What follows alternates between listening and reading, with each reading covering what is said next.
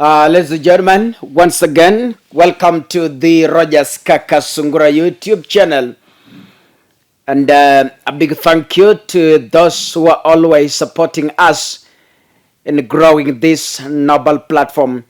May God really bless you. Back to in today's Kenyan politics, I want to say this, ladies and gentlemen. When the even before the Kenya Kwanza government took power,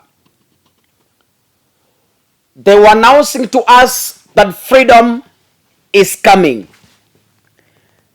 But we could not understand the kind of freedom they're talking about. Immediately they took power,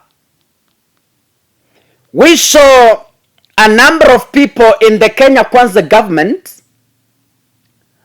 who previously had murder cases, corruption cases. All of them were terminated. Freedom indeed came. Those who had corruption cases, all of them were terminated. Wote kesi zao, if you were affiliated to Kenya Kwanza and you had a case in court, all of them were terminated. From there,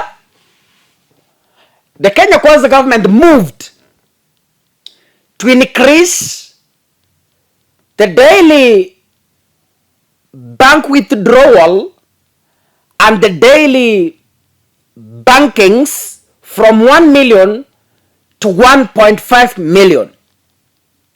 When I was reading through this, I came to realize that the Jubilee government put the regulations to curb what we call money laundering and terrorism funding.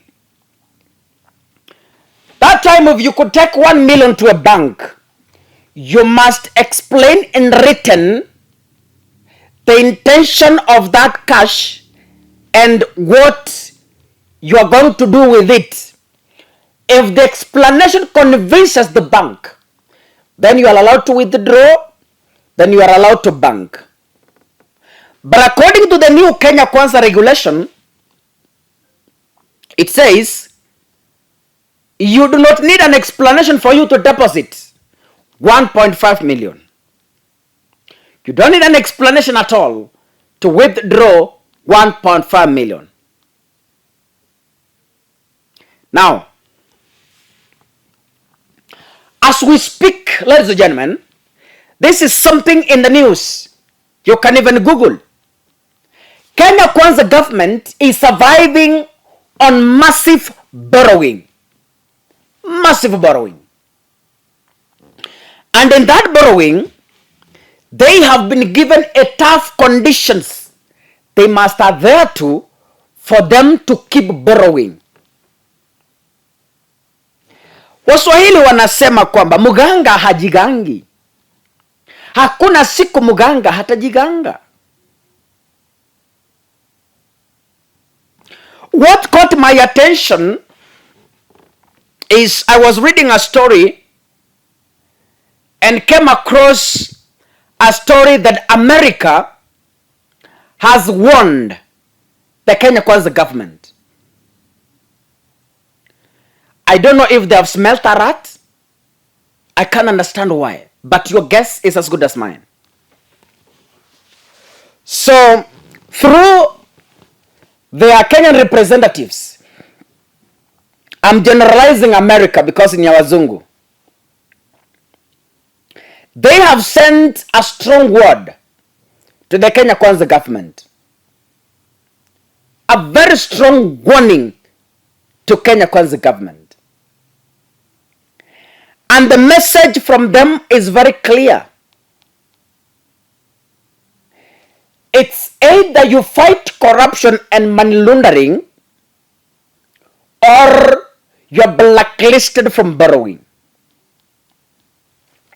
I want to analyze that statement alone. I have never heard of such a statement previously from America. But this time round, it's openly and publicly sending word to the Kenya Kwanza government that you have two choices only. One, either you fight corruption and money laundering, or you lose your borrowing credits. So you will be blacklisted. So this is a warning to the Kenya Kwanza government. But then I came to ask myself, how can corruption fight corruption? How can a thief fight himself to stop thieving?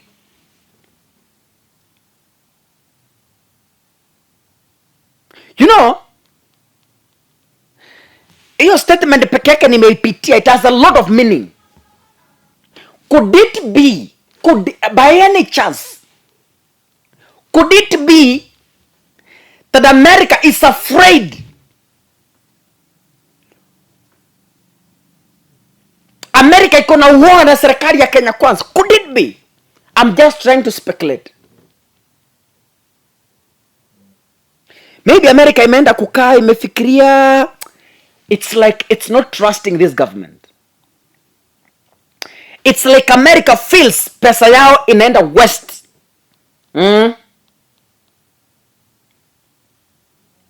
Ni kama wazungu wamehisi kwamba hii pesa tunapatia hawa wangwana, it's going to a west.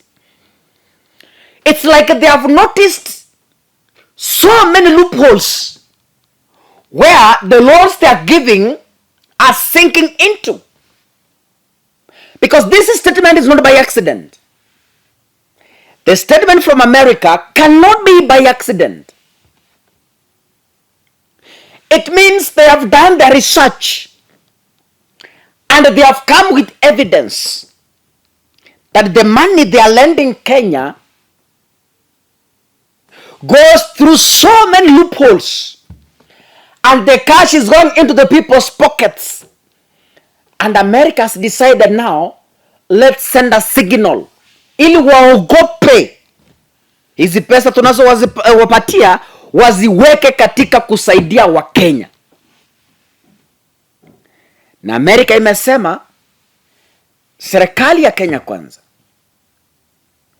ni heri mchague jambo moja, mpigane na ufisadi au mfungiwe kabisa kukopa pesa. Now, this is a concern to all of us Kenyans. Na nimesoma mahali kwamba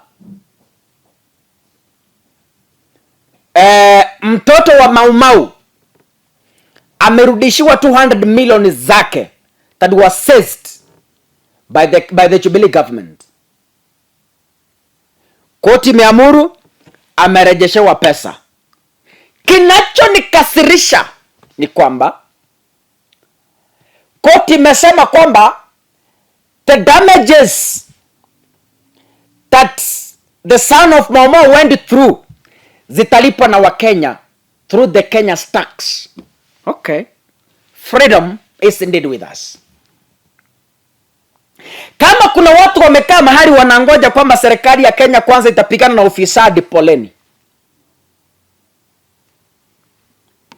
Kama kuna vijana wamekaa mahali mnafikiria kwamba serikali ya Kenya Kwanza itapigana na money laundering na corruption vile Amerika imeamuru, sahau. Nimesema haya mara kadhaa kwamba Kenya is heading into a wrong direction. If we cannot wake up and salvage the situation, ladies and gentlemen, whether you like it or not, whether you swallow it or not, Kenya is headed to a very dangerous direction. That is a reality. The warning from America cannot be taken for granted. That is a serious statement that each and every Kenyan should think about it. You know, there's what we call diplomacy. I don't want to define it from a dictionary point of view, but I want to define diplomacy in the simplest term possible. And I want to narrow diplomacy to the respect between heads of state. William Ruto hawezi kutoka aende kumsomea rais wa Tanzania. Rais wa Uganda hawezi toka Uganda aende kumsomea rais wa Rwanda. Diplomacy, urafiki. So wakati Amerika inasema kwamba serikali ya Kenya kwanza tunawapatia muda, aidha mpigane na ufisadi ama tuwafungie kukopa, inamaanisha nini? It's a serious concern. What does this statement got to do with the government? Wenda wamejua jambo ambalo Wakenya hatujui, lakini sisi Wakenya tunalijua. Ufisadi daima. Alliance. Ufisadi daima alliance. UDA. It's as simple as that. Leo kama mlisoma vyombo vya habari, umesikia bei ya maji for the first time imeongezeka. Hao watu ndio walikuwa wanapiga nduru wakati wa kampeni wakisema for the first time bei ya chumvi inaenda juu. Lakini sasa for the first time bei ya maji imepanda, and Kenyans will pay almost 3 times the usual pay. Maji, just water. Maji, water. Maji yamepanda bei katika serikali hii. Maji, water. Water. Unajua mnasema kaka mimi nachukua hii serikali. Just Google water. Maji yanapanda bei. Maji 3 times water. Then where are we heading to as Kenyans? Tunaelekea wapi wa Kenya? Hata kama ni hiyo pesa wanatafuta, hata kama ni hizo loans wanalipa. Seriously? Anyway, in my tomorrow's video, I will extensively analyze and bring you videos, previous videos, so that we understand this whole issue of increasing some commodities. God bless you. Asanteni sana. Mungu akubariki.